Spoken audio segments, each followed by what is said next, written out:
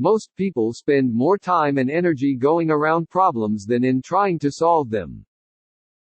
Any man who thinks he can be happy and prosperous by letting the government take care of him better take a closer look at the American Indian. The whole secret of a successful life is to find out what is one's destiny to do, and then do it. You say I started out with practically nothing, but that isn't correct. We all start with all there is, it's how we use it that makes things possible. There is no man living who isn't capable of doing more than he thinks he can do.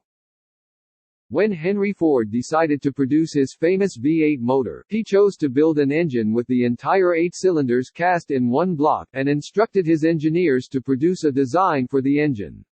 The design was placed on paper, but the engineers agreed, to a man, that it was simply impossible to cast an 8-cylinder engine block in one piece. Ford replied, "Produce it anyway. You can't learn in school what the world is going to do next year." If there is any one secret of success, it lies in the ability to get the other person's point of view and see things from that person's angle as well as from your own.